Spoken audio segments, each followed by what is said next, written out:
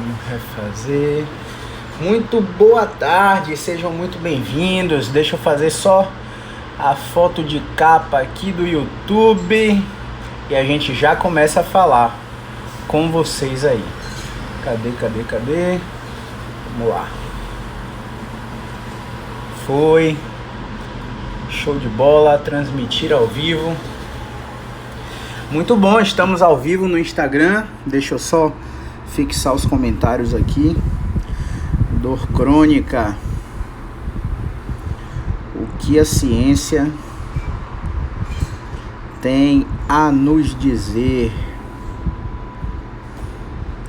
Publicar e afixar. Muito bom, fixamos os comentários. Facebook, tudo ok aí, galerinha do Face, galerinha do YouTube, áudio ok, galerinha do Insta, se o áudio tiver ok, me dá um legalzinho aí, pra gente começando. Cadê? Tudo ok aí, YouTube? YouTube, comenta aí um legalzinho, se o áudio tiver ok. Facebook, áudio ok aí. Instagram, o áudio tá ok.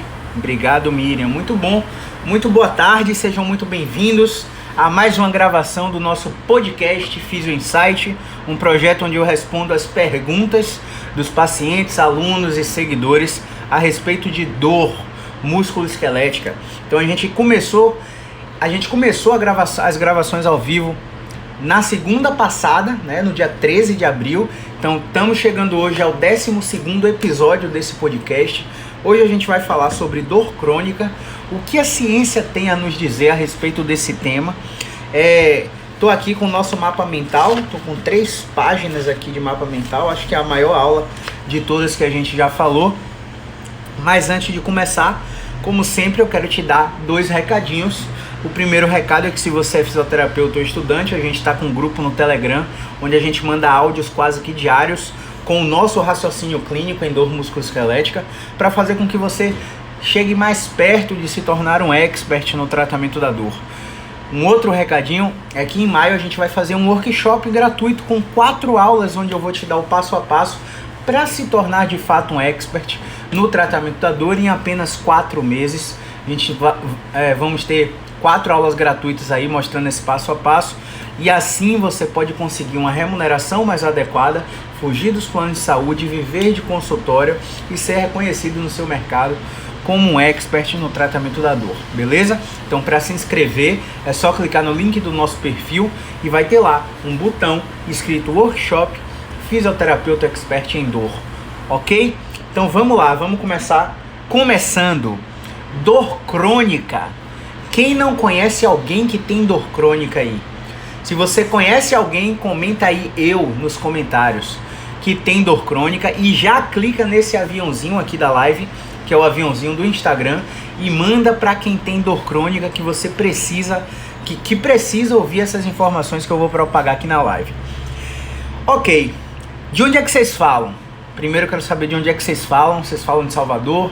Vocês falam de Natal? Vocês falam de BH, Rio de Janeiro, Feira de Santana? Coloca aí de que cidade você está me assistindo. Me fala também se você é novo aqui nesse projeto de live. Se você é novo, coloca aí hashtag novo.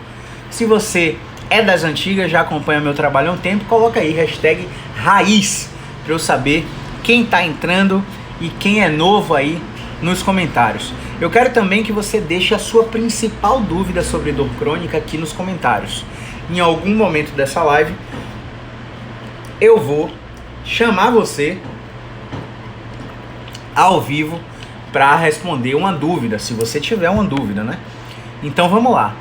Dor crônica é caracterizada por uma dor que passou de 3 meses.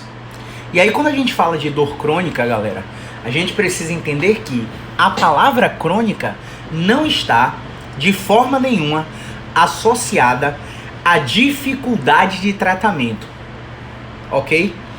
Crônico não quer dizer que vai ser difícil de tratar.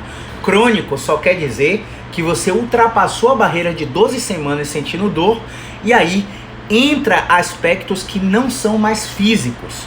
aspectos que não são mais justificados pelos tecidos, pelos ligamentos, cápsulas, tendões, músculos e todos os tecidos que a gente tem, ok? Então, crônico só tem uma delimitação de tempo, de quanto tempo você sente dor. Então, a gente tem algumas definições de dor. A que eu mais gosto de falar é essa daqui. O que é dor?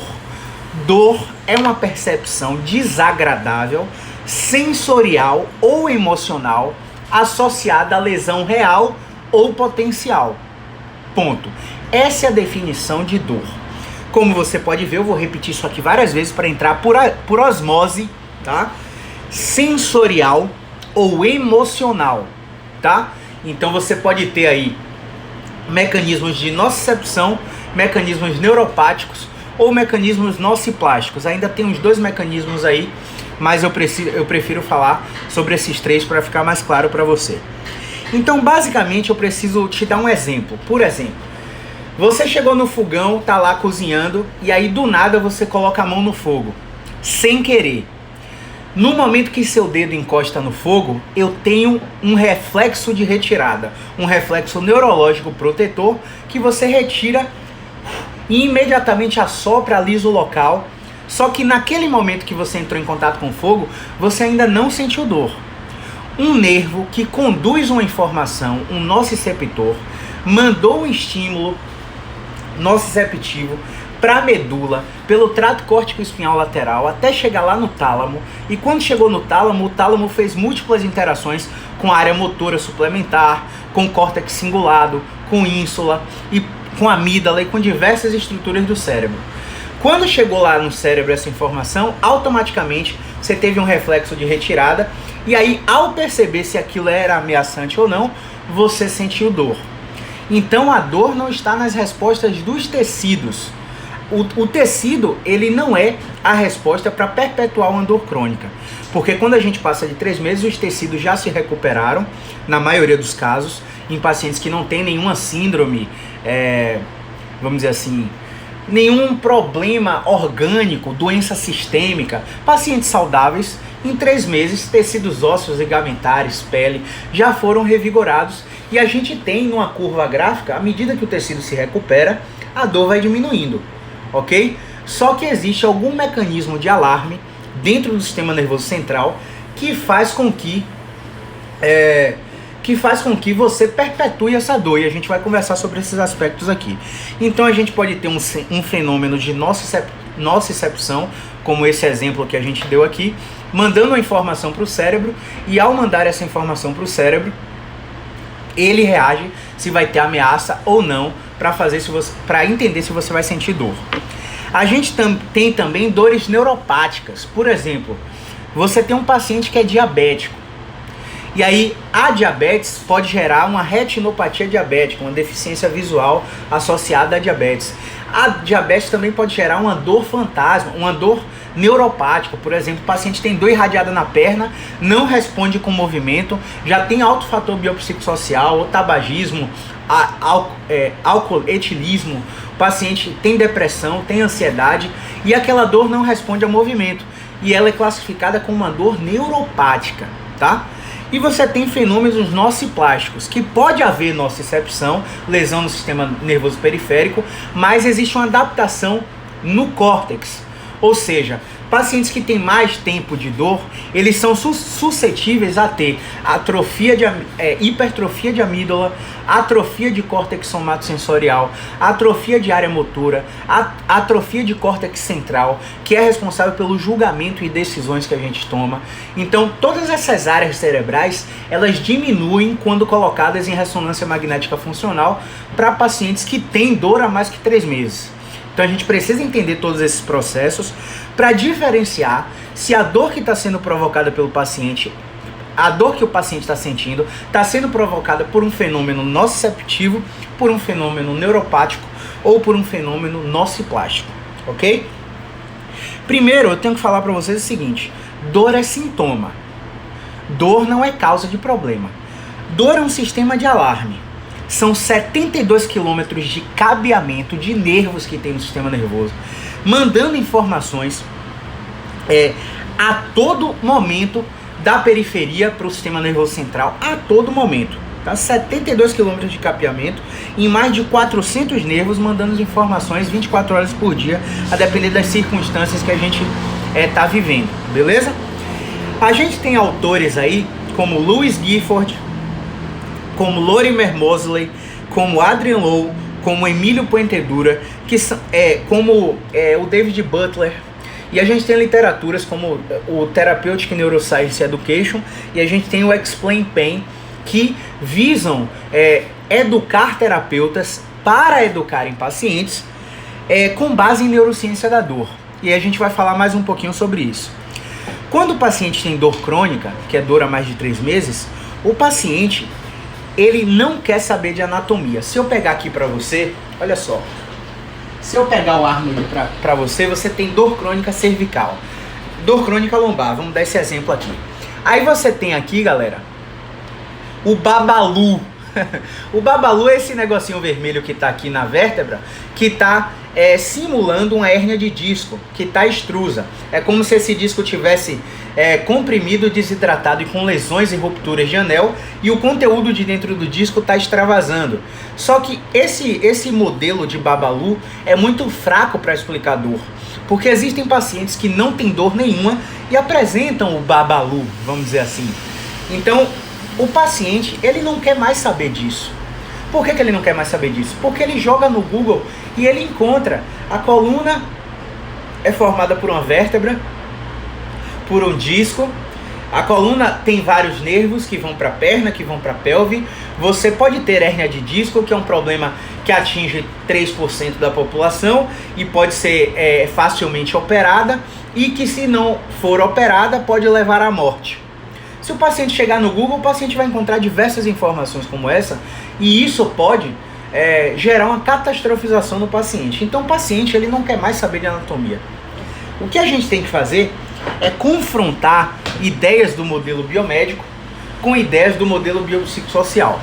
Então existem dimensões que vão fazer com que esse paciente sinta dor ou não. Por exemplo, a dimensão mais promovida ao longo das 2 últimas décadas foram as dimensões físicas, e a dimensão física e a patoanatômica. Qual que é a patoanatômica? O paciente chega com dor, vai no médico e faz um exame de imagem. E o médico, ou o fisioterapeuta, o profissional de saúde, educador físico, enfim, ele tende a julgar somente a dimensão patoanatômica, olhar esse exame de imagem, e ao olhar esse exame de imagem, ele vai justificar a dor do paciente apenas com uma lesão estrutural que está apresentada na imagem.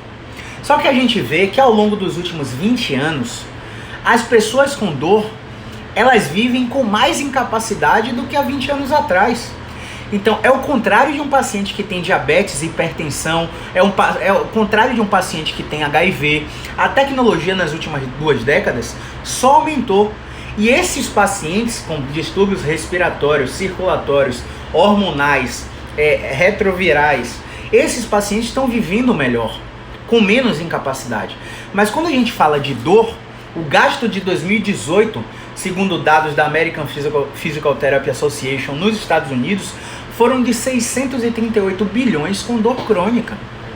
Então é um gasto altamente excessivo, e que, se a gente parar para pensar, existem falhas no sistema que impedem da gente adereçar esse paciente a um tratamento efetivo.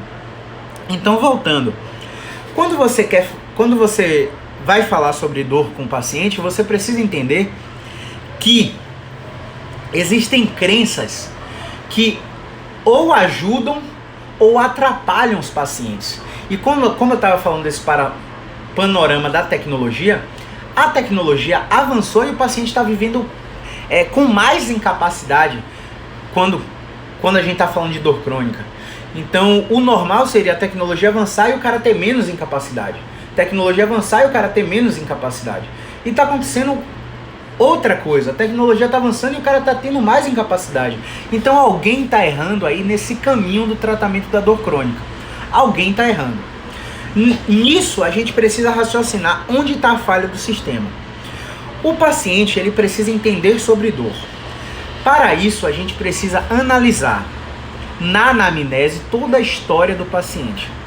a gente precisa ver se existem crenças irracionais. Porque, por exemplo, o paciente chega para você cheio de exame de imagem, o paciente chega sem limitação, o exame físico do paciente está livre, e o paciente chega te dizendo que tem uma hérnia de disco gigante e que essa hérnia de disco está fazendo uma compressão no nervo ciático dele, e essa compressão está inflamando o nervo, e o cara está com dor lombar irradiada para a perna há 6 meses. Que inflamação é essa que dura 6 meses? Esse paciente com certeza tomou remédio, tomou anti-inflamatório, tomou antineurítico, tomou Prebictal, tomou lírica, tomou gabapentina, tomou diversas drogas, e que diacho de inflamação é essa que não melhora? 6 meses. Um processo inflamatório em pessoas saudáveis dura de 21 a 45 dias, se você deixar a história natural agir. Então, quando o paciente passa de 3 meses, os tecidos já foram restabelecidos e não há explicação inflamatória para a perpetuação da dor. Pelo menos no tecido, não estou falando aí de área cerebral, já tem trabalhos com ressonância magnética funcional que mostram que há indícios de inflamações neuronais no paciente com dor crônica, quando comparado com o paciente sem dor, tá? Mas eu estou falando do tecido. O tecido não dá para justificar mais inflamação. E aí, você chegou com um paciente cheio de exame de imagem falando isso. O paciente traz mais exame de imagem de ombro, ele tem bursite, tem artrose. Traz o exame de imagem de joelho, ele tem lesão de menisco. Traz o exame de imagem de quadril, ele tem artrose no quadril. O paciente é poliqueixoso. E aí você faz o exame físico e o exame físico está livre. O cara não tem limitação. Você precisa entender que esse paciente, ele terceiriza a responsabilidade do tratamento. Caio, como assim? O que é que você está falando? O que é que você quer dizer com isso? O paciente, ele está acostumado a não ser protagonista da sua reabilitação. Ele está acostumado a deitar numa maca e receber um tratamento. Ele quer pagar alguém para que alguém tire a dor dele, quando na verdade o paciente, ele é ator principal da sua reabilitação.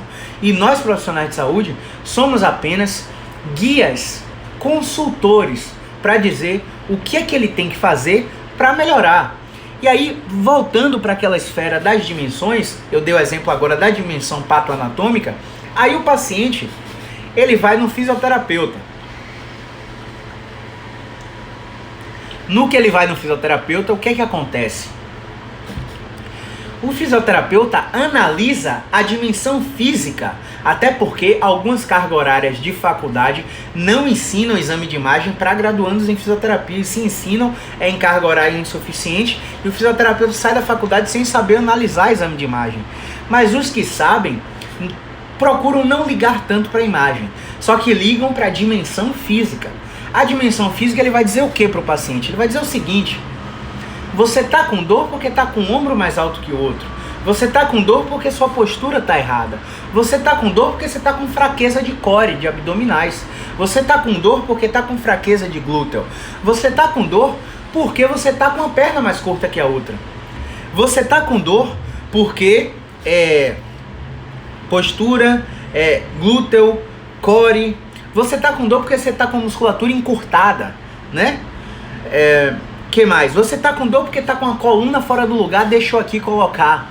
Então, a maioria dos fisioterapeutas, eles pegam o quadrado da dimensão física e tentam justificar a dor para o paciente, sem contemplar a multidimensionalidade do problema. Então, a gente tem que ter cuidado em relação a isso. Além dessas duas esferas, a gente tem a dimensão social. Um grande trabalho feito com 18 mil trabalhadores mostrou o seguinte: tamanho da família, número de filhos, percepção entre esforço dado na empresa e reconhecimento entregue pela empresa no profissional, aumentou 1,5 a 2,1 vezes o risco de dor crônica na cervical. E você pode ver, de acordo com esse estudo, que os fatores que aumentaram o risco do paciente desenvolver dor crônica não foram físicos, nem foram patoanatômicos.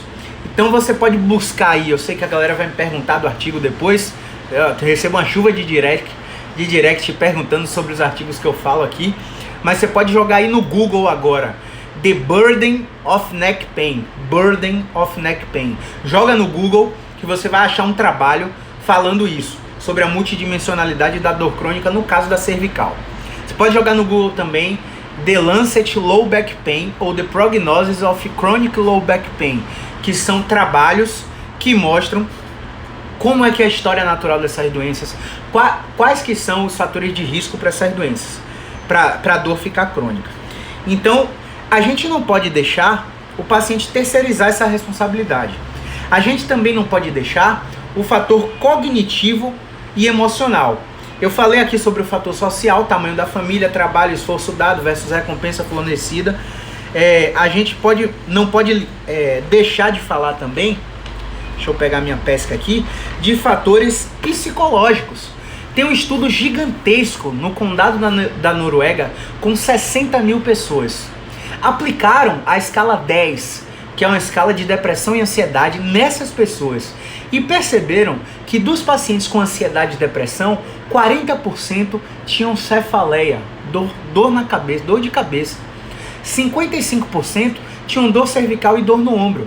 E aí a gente não pode ficar pensando em dimensão física e dimensão patoanatômica quando a gente pega um paciente que nunca teve trauma, nunca teve história de dor, desenvolve ansiedade, desenvolve depressão e apresenta um índice desse de dor crônica cervical, de dor crônica no ombro e de dor de cabeça, porque tem ansiedade e depressão. Eu não estou aqui dizendo que tem que é uma relação de causa e efeito, que uma coisa gera outra. Isso aí ninguém pode provar, pelo menos por enquanto, até onde eu sei.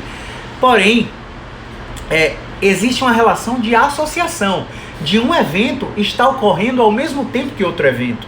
E por essas relações de associação, a gente tenta pecar por excesso, tratar todas as dimensões que o paciente tem. Então tem a dimensão social, onde o sistema nervoso central, ele não distingue se você está sendo assaltado, ele não distingue se você está sendo assaltado ou se você está tendo uma briga com seu patrão, com seu chefe. Ele não distingue se você tomou uma porrada na cabeça ou se você está brigando com seu funcionário. Ele não distingue se você sofreu um trauma ou se você teve uma discussão com seu sócio, com seu vizinho, com sua esposa. Porque todas essas situações, os neurotransmissores, os neuropeptídeos que são liberados na corrente sanguínea são os mesmos. Então o cérebro não faz essa distinção. Então, fatores psicossociais como relação patrão-empregado, como relação familiar, relações sociais com esposa, filhos, vizinhos, aumentam seu nível de estresse, que diminuem a atividade do seu córtex, diminui a capacidade desse córtex modular a dor. E a gente já vai falar de modulação daqui a pouco. Fatores como ansiedade e depressão, que são da dimensão psicológica, vão fazer com que os neurotransmissores sejam reduzidos, aumentando a excitação no córtex, no sistema nervoso central. E isso se dá por aumento de cortisol e aumento de colecistoquinina, que são substâncias específicas que aumentam a excitabilidade do sistema nervoso. E isso vai fazer inibir GABA, inibir dopamina e inibir serotonina. Quando a gente inibe todas essas substâncias, a capacidade do nosso sistema nervoso central modular a dor fica reduzida. Além dessas duas dimensões, eu preciso também olhar a dimensão do estilo de vida do paciente. Se eu olhar a dimensão do estilo de vida, eu vou pesquisar sobre tabagismo, etilismo, privação de sono, obesidade, sedentarismo. Tudo isso vai ter um delta no cérebro. Delta, mais uma vez, símbolo matemático que vai mostrar variação. Um delta cerebral que vai aumentar cortisol, glutamato e colecistoquinina. E a gente vai voltar para aquele ciclo vicioso. Então vamos lá. Quando a gente avalia essas 5 dimensões, eu particularmente pego um papel, coloco 5 bolas e o paciente no meio. Explico. Olha só, meu paciente. Nas últimas 2 décadas, o número de cirurgias para dor de coluna, para dor crônica, aumentou 267%, porque a gente só analisava a dor crônica avaliando a dimensão patoanatômica e a dimensão física. Hoje a gente está contestando esse modelo que é chamado biomédico e colocando um modelo que a gente chama de biopsicossocial, onde além dessas dimensões, a gente vai avaliar a dimensão social, a dimensão cognitiva e emocional e a dimensão do estilo de vida. Ao avaliar essas dimensões, a gente vai fazer conexões e essas conexões determinarão qual será o estilo do seu tratamento. Assim, eu coloco o paciente empoderado no tratamento da dor crônica como ator principal dessa reabilitação. E ele sendo o ator principal, ele para de terceirizar a responsabilidade do seu problema. Ele para de achar que está te pagando para você tirar a dor dele. E ele começa a colaborar com o seu tratamento. Por isso eu sempre dou tarefas de casa para os meus pacientes. Sempre. Sempre eu dou tarefa de casa. Então vamos lá. Aí a gente tem que ter cuidado com uma outra esfera. Olha só. A gente tem que ter cuidado com conflitos de hierarquia. O que são conflitos de hierarquia, galera? Por exemplo, eu tenho uma paciente que chegou para mim com 16 exames de imagem. 16. Essa paciente tinha dor crônica no pescoço, tinha dor de cabeça, tinha dor nos ombros, tinha dor no cotovelo e punho, tinha dor na lombar, quadril, joelho e tornozelo, tinha dor em tudo que era parte e tinha um exame de imagem de ressonância, ultrassom ou tomografia para cada uma dessas articulações. O que é que foi feito com essa paciente? Um overdiagnosis, um excesso diagnóstico. E o excesso diagnóstico tende a um overtreatment, um excesso de tratamento. Então imagine, a paciente passou no acupunturista, o acupunturista falou, seu problema é energético, vamos reequilibrar sua energia aqui. A paciente passou no fisioterapeuta que trabalha com RPG, ele falou, seu problema é postural, vamos trabalhar sua postura que você vai melhorar. A paciente passou no Pilates e a fisioterapeuta do Pilates falou, seu problema é core, vamos fortalecer seu core, estabilizar seu core que você vai melhorar. A paciente passou, por exemplo, no osteopata, que falou para ela que as vértebras dela estavam fora do lugar, o quadril estava mal posicionado, a pelve estava torcida e ele teria que manipular para poder colocar todas essas articulações no lugar. Passou no quiropraxista, o quiropraxista falou, paciente, você está com as vértebras subluxadas, mal posicionadas, deixa eu reduzir essa subluxação. Então, a paciente, ao passar por 6 profissionais diferentes dentro da fisioterapia, obteve 6 perspectivas diagnósticas. E ela começou a adotar alguns sentimentos. Esses sentimentos eram de medo e de incapacidade para melhorar. Por mais que ela é uma paciente que tem muito poder aquisitivo, graças a Deus, e ela pode pagar por diversos tratamentos ao mesmo tempo. Só que eu sempre digo uma máxima na saúde, principalmente na dor crônica: menos é mais. E informação é tratamento. Então, esse processo de múltiplas informações, que para mim é um processo de desinformação, gerou um medo excessivo e uma sensação de incapacidade, no qual ela poderia não melhorar mesmo fazendo tudo aquilo. Porque nada nesses tratamentos dependiam dela. Ela ia para o osteopata para colocar a vértebra no lugar, ela ia para o quiropraxista para tirar a subluxação do quadril, ela ia para o Pilates para fortalecer o core, ela ia para o RPG para corrigir a postura, ela ia para a acupuntura para equilibrar as energias, e a paciente não melhorava. Aí ela começou a procurar diversos médicos especialistas, segundo as opiniões, uma vez que ela já tinha ido num médico de confiança que passou imagem para o corpo todo dela e achou uma porrada de alterações que são compatíveis com a idade e não com a dor dela. Afinal, a dor dela já tinha passado de 3 meses, já era um quadro de dor crônica.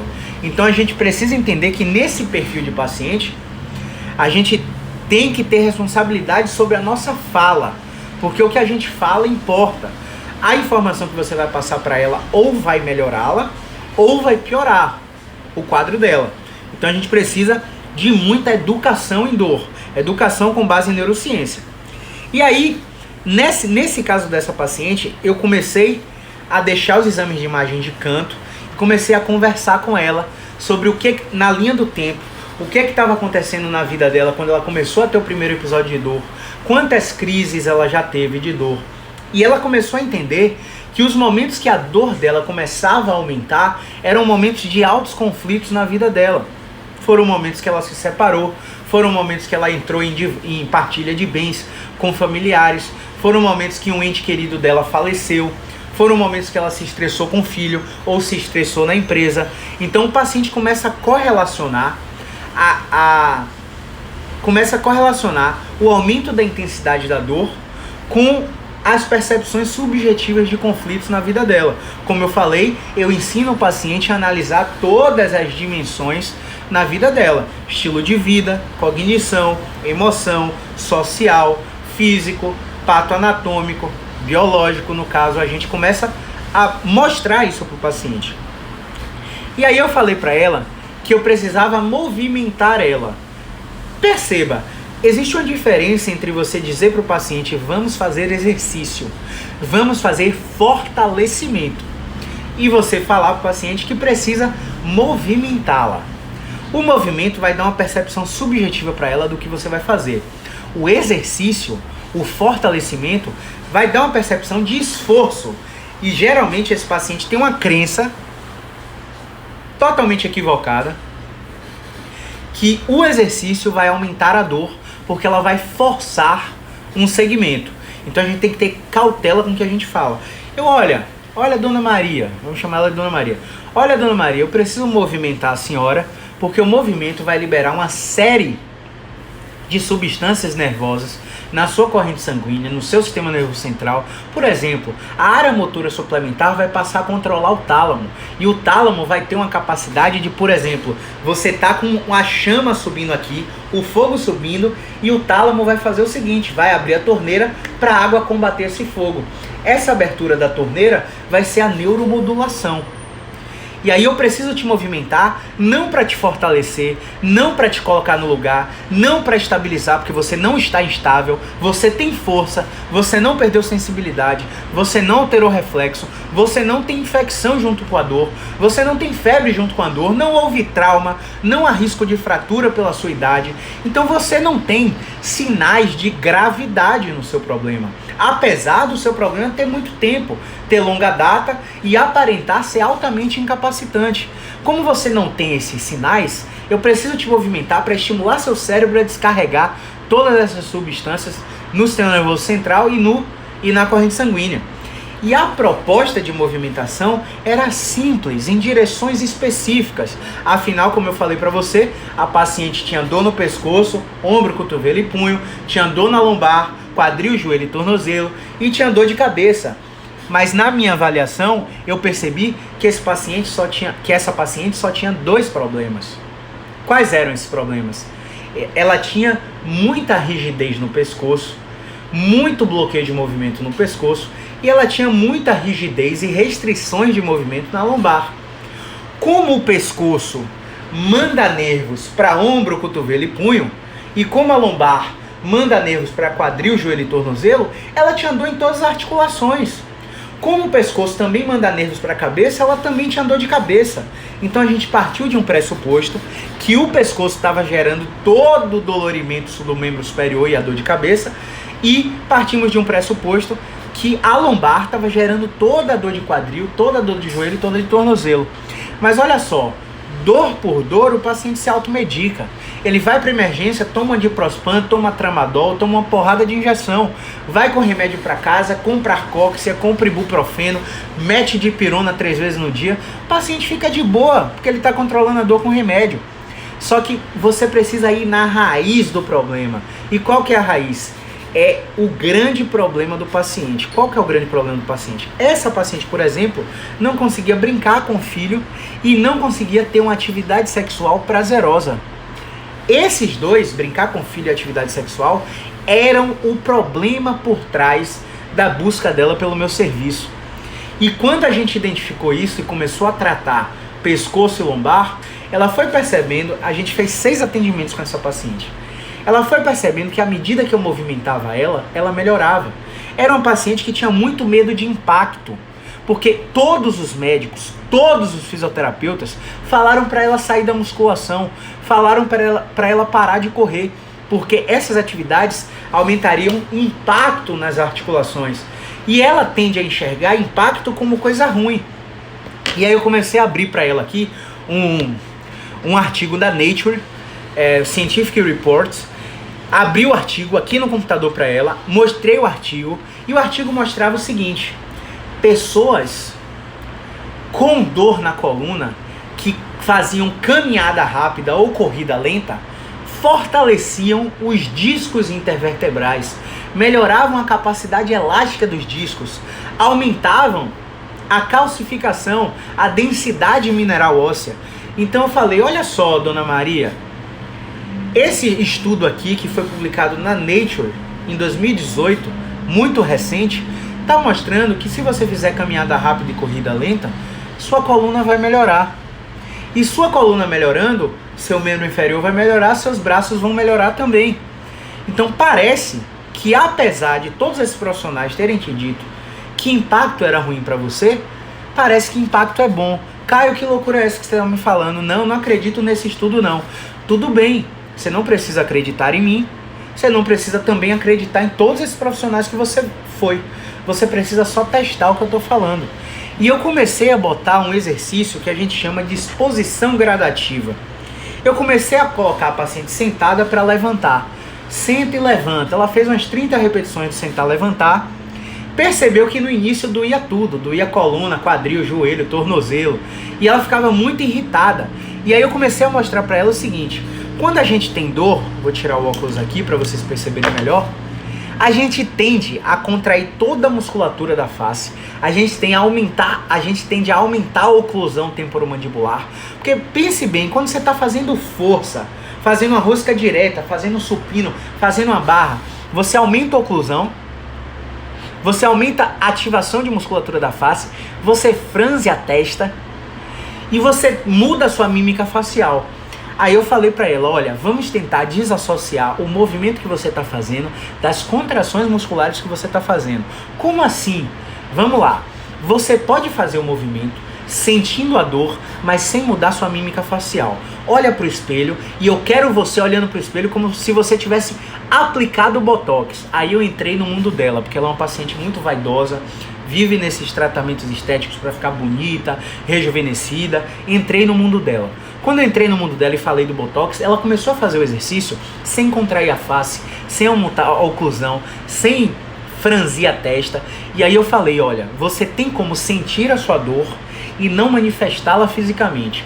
Como assim, Caio? Você tá ficando maluco? Como é que eu não posso manifestar isso fisicamente? Você tá sentindo a dor, mas você não tá. Você que comanda seu músculo. Seu músculo vai tensionar se você quiser. Você não precisa tensionar o músculo quando estiver sentindo a dor. E à medida que você estiver fazendo o movimento, eu quero que você me diga se você está melhor, pior ou igual. Quando essa paciente chegou na repetição 15 do sentar-levantar, ela começou a perceber que a coluna já não estava mais doendo. Que o quadril estava doendo menos. Que o joelho menos ainda. E o tornozelo não estava doendo.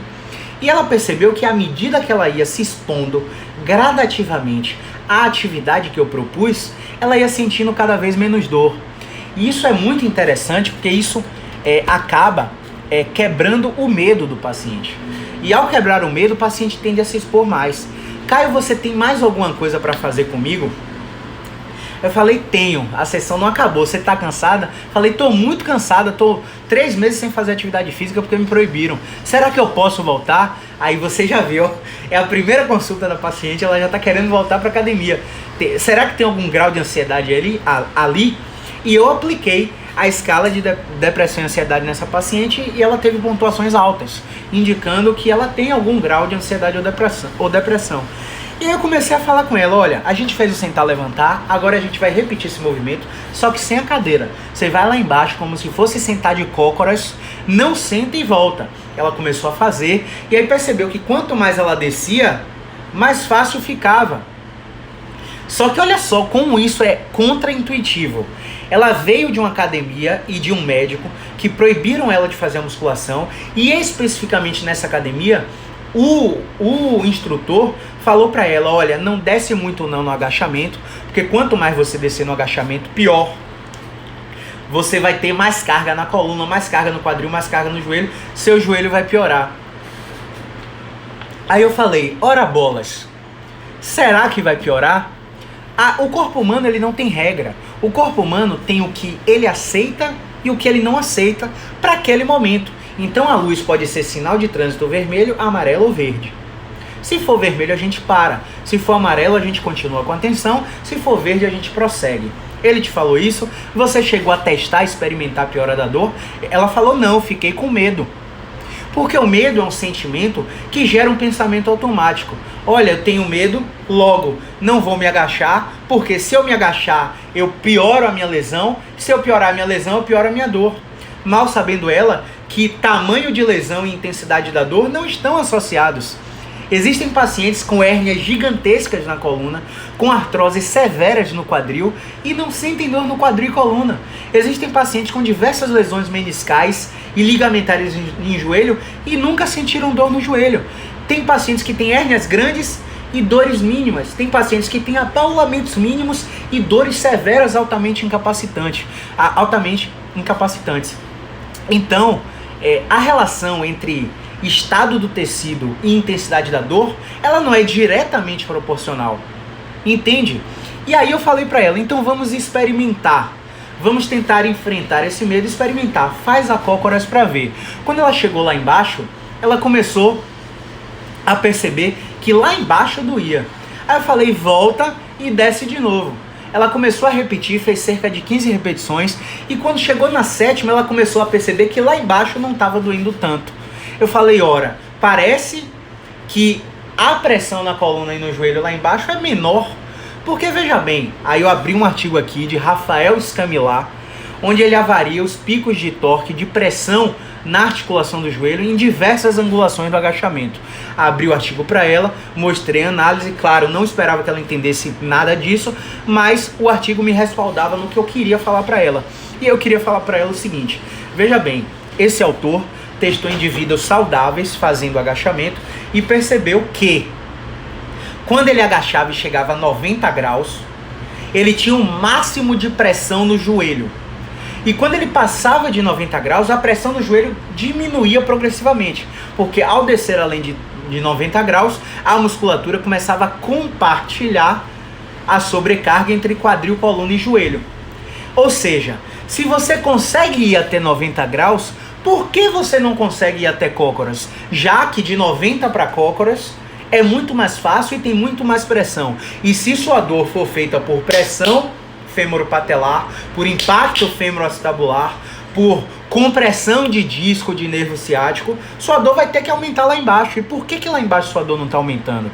E assim a gente conseguiu começar a quebrar crenças equivocadas que essa paciente tinha, não por culpa dela, mas por culpa de um modelo de saúde no qual ela se submeteu, que é o modelo biomédico de atenção à saúde, ok? Então vamos lá.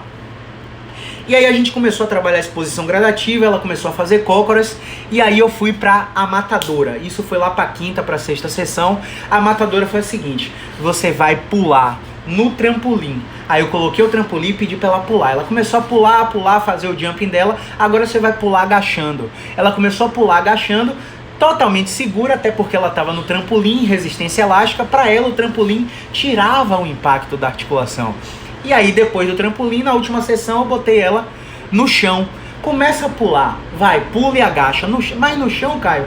No chão. Eu vou te mostrar que quanto mais impacto você toma, melhor sua musculatura reage e mais protegida sua coluna, seu quadril e seu joelho ficam.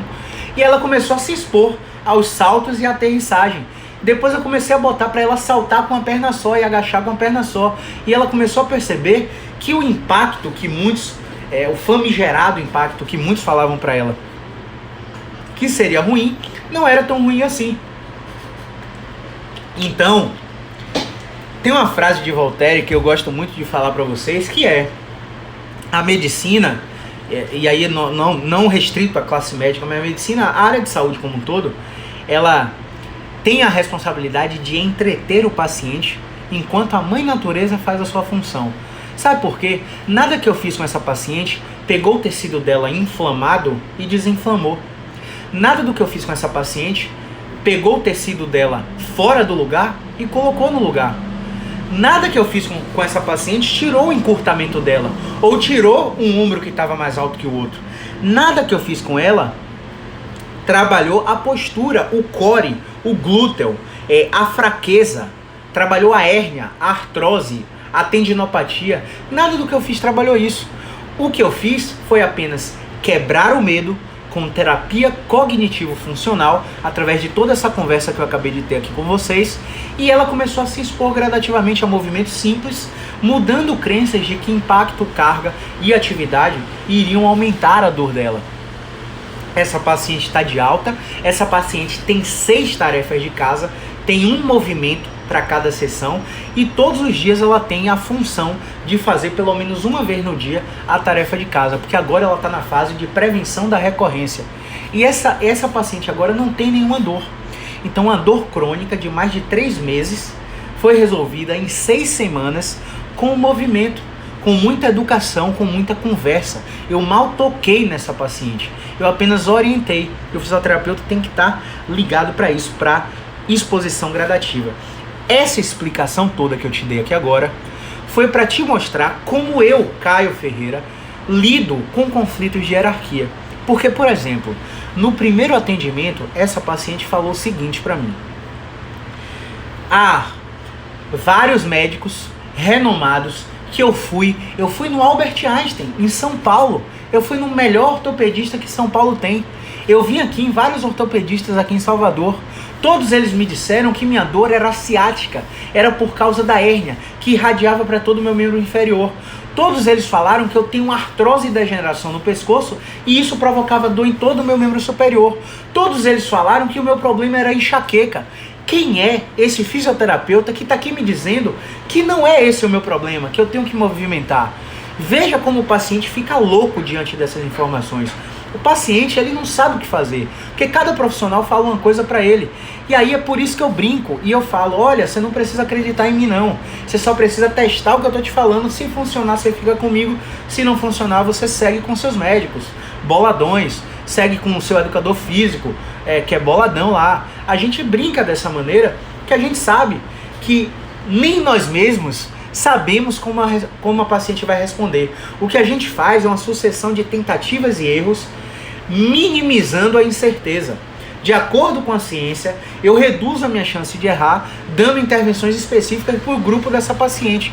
Ou seja, quando a gente aplica o NDI, que é o Neck Disability Index, que é o índice de incapacidade cervical, quando a gente aplica o OSOESTRE, que é um questionário de incapacidade lombar, quando a gente aplica o START-BACK, que é de risco prognóstico para cronificar, quando a gente aplica FABQ ou escala tampa de medo e evitação, a gente encontra um algoritmo.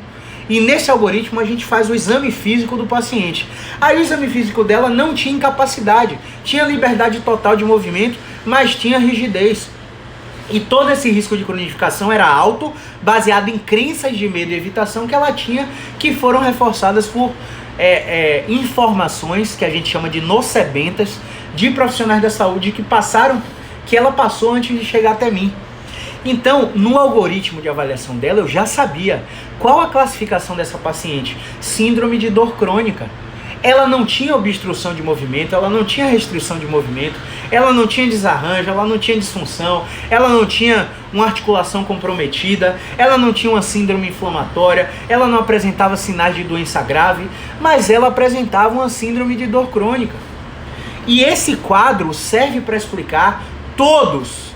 Olha, que saúde a gente não pode falar nem nunca nem sempre, mas esse quadro eu me arrisco a falar todos, se não todos, 99,9% dos pacientes com dor crônica, com fibromialgia, com síndrome dolorosa miofacial, com a síndrome de Johansen-Sorgerson, sei lá, não lembro o nome dessa síndrome não, mas uma síndrome que gera uma síndrome dolorosa miofacial. E aí o fisioterapeuta fica lá: não, é ponto gatilho, vamos furar o pontinho gatilho, vamos fazer massagem, vamos meter o cotovelo e mete o olecrano no paciente e fica maltratando o paciente, porque o paciente morre de dor quando você faz essas técnicas.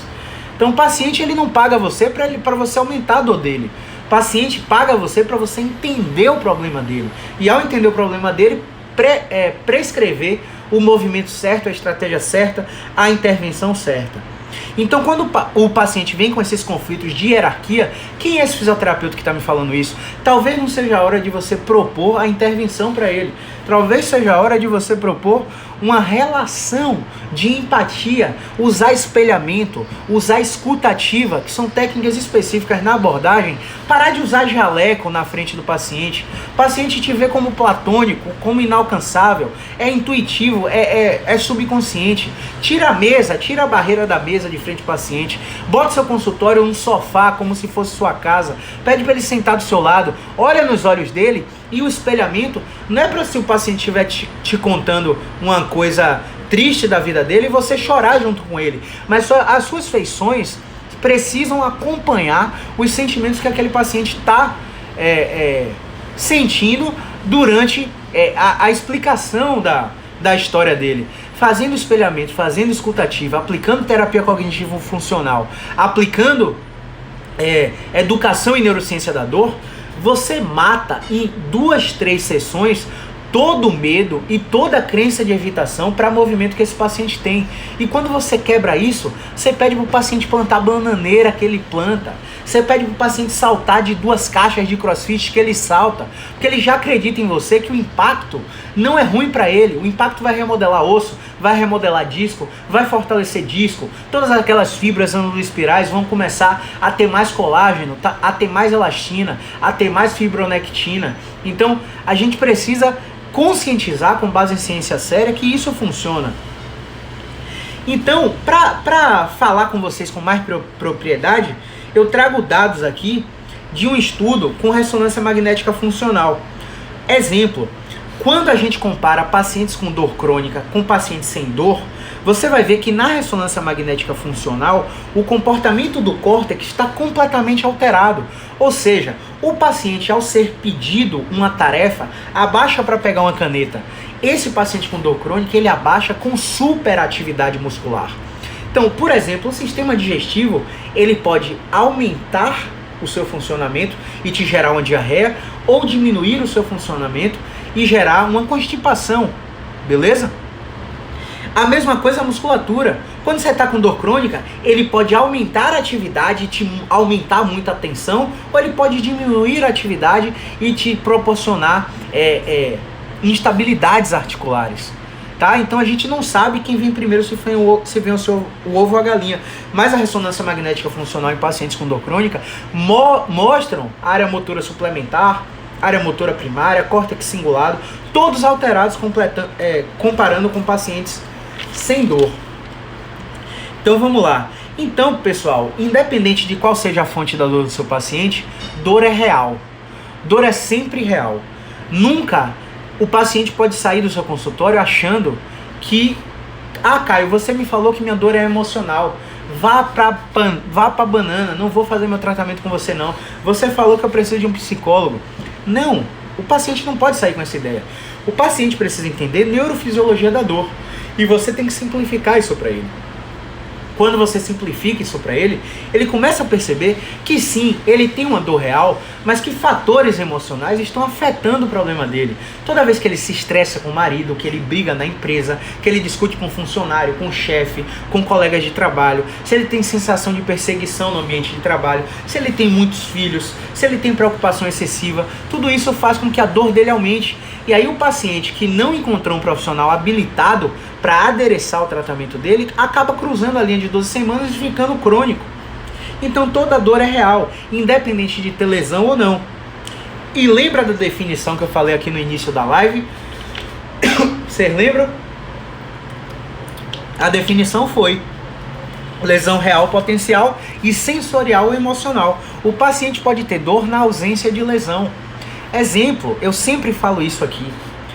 Tem uma história que tá até no The New York Times, você pode publicar lá, prego, nail on brain of...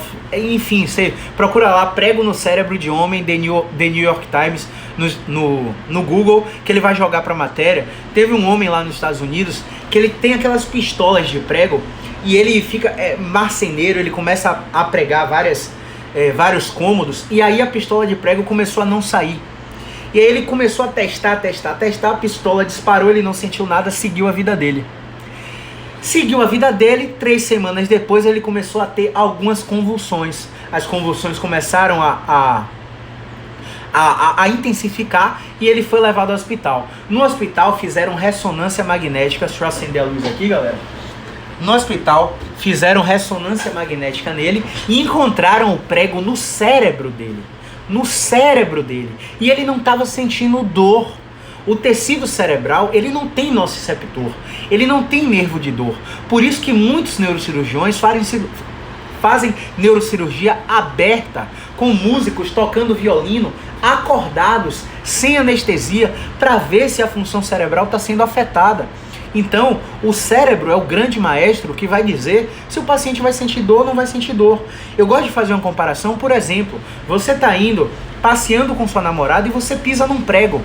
Naquele momento, várias vias de transdução, condução, transmissão e de modulação vão ativar um sensor no seu pé. E esse sensor vai mandar o estímulo para o sistema nervoso periférico e o sistema nervoso periférico vai mandar o estímulo para a medula. A medula vai mandar para o tálamo, que vai se ligar com diversas áreas do cérebro e vão fazer a distribuição. É como se fosse uma sala de reunião. Várias pessoas sentadas, conversando se aquilo é uma ameaça real ou não. E ao decidir, eles mandam o output do cérebro para os tecidos e falam, isso aqui é ameaçador. Ao ser ameaçador, você então, em milissegundos, vai ter a tomada de decisão. Essa tomada de decisão vai fazer com que você se jogue no chão para que seu prego não fure mais, desarme joelho e quadril e se jogue no chão para que a carga do seu corpo não faça o prego perfurar mais.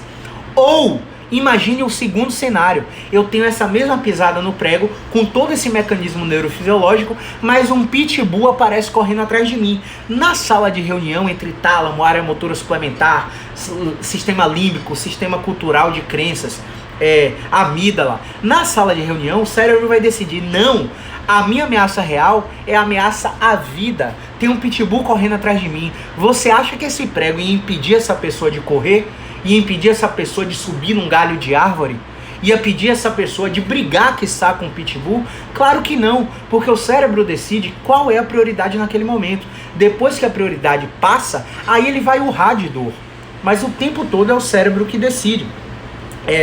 Um outro aspecto é, por exemplo, aconteceu comigo, quando eu estava na época da faculdade, eu pegava ônibus em um ponto aqui em Salvador, que ficava em uma região bem perigosa.